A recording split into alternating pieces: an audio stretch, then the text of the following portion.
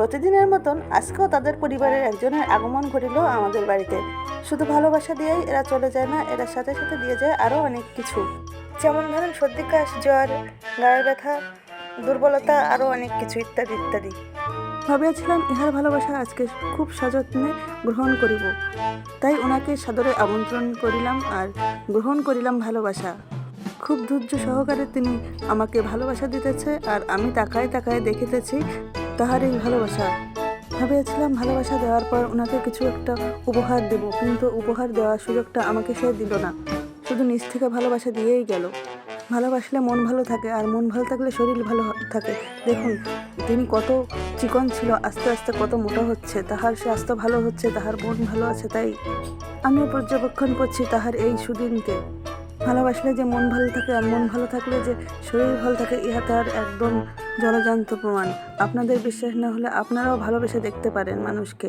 তাহার এই মোটাকরণ পদ্ধতি আমার খুবই ভালো লাগিতেছে, তাই আমি তাকায় তাকায় দেখিতেছি। তিনি কিন্তু আমাকে কিঞ্চিত মাত্র ব্যথা দিতেছে না।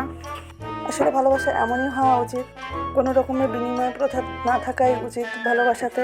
আপনারা দেখবেন কেউ যদি আপনাকে ভালোবেসে থাকে আর আপনি যদি তাকে অপছন্দ করিয়া থাকেন, তাহার কাজকর্মে আস্তে আস্তে তাকে দেখবেন একটু একটু করে ভালোবাসতে শুরু করিয়া দিয়েছেন। ইহার অবস্থাও তেমন হয়েছে, ইনি নিজে নিজে আমাকে ভালোবাসছে আর এখন ভালোবাসতে বাসতে আমার ভিতর থেকেও তাহার ভিতর কিছু একটা যাচ্ছে, আর সেই আনন্দে তিনি আরও মোটা হয়ে যাচ্ছে।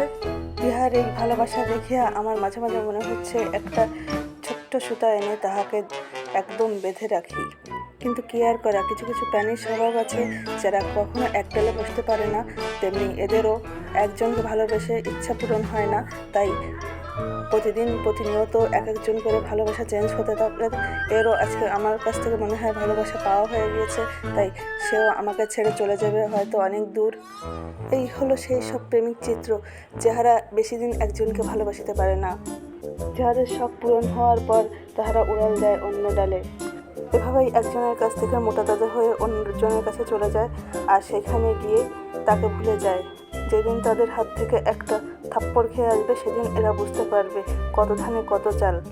একজনের সুযোগ দিয়েছে বলে বারবার আর একজন সুযোগ দেবে এমনটা তো নয়। ইহাকে আমি সুযোগ দিয়েছি তাই বলিয়া অন্য একজন সুযোগ দেবে এমনটা কিন্তু না।